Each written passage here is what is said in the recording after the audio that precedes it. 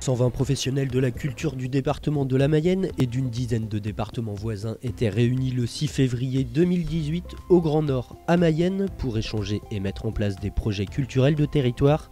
Cette journée s'inscrit dans le cadre de la concertation permanente qui anime les politiques culturelles en Mayenne et dans l'accompagnement des intercommunalités par le département. L'intérêt d'une journée comme aujourd'hui, c'est faire se rencontrer les différents professionnels, à la fois sur la Mayenne, mais aussi du Grand Ouest, puisqu'on a 11 départements présents. L'État est présent avec la Direction régionale des affaires culturelles, la région Pays de la Loire, et puis un certain nombre de grands témoins, de spécialistes universitaires.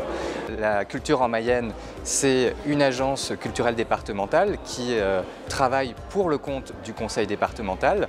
Elle a une politique de coopération avec les intercommunalités. On parle beaucoup d'un couple entre le département et les intercommunalités, puisque la politique culturelle depuis 25 ans, et ça va continuer à être ainsi, c'est pas une politique culturelle du haut vers le bas. C'est un véritable travail de dialogue qui se concrétise par un partenariat autour des 3 axes, c'est-à-dire la lecture, l'éducation artistique et les saisons culturelles.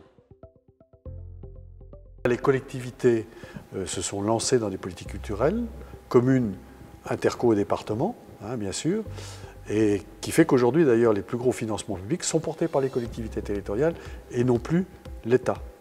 Et pourquoi les collectivités s'engagent dans les politiques publiques culturelles? C'est pour donner du service public, c'est pour aussi des biens communs à l'ensemble de la population, gratuits souvent, pour l'accès à la culture. Et en un mot, c'est l'apprentissage de sa propre liberté.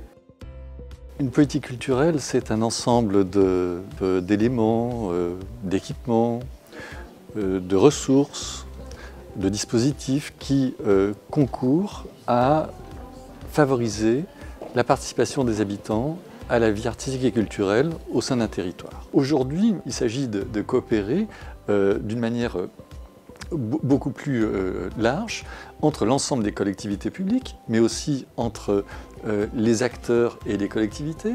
Il s'agit aussi d'introduire la population dans cette conception et même gouvernance des politiques culturelles.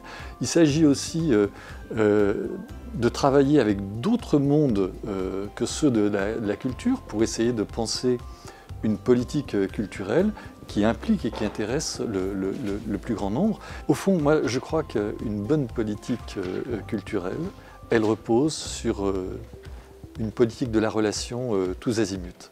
Voyez ? Que ce soit une politique de la relation qui concerne les institutions ou une politique de la relation qui concerne les individus, les personnes, les êtres humains.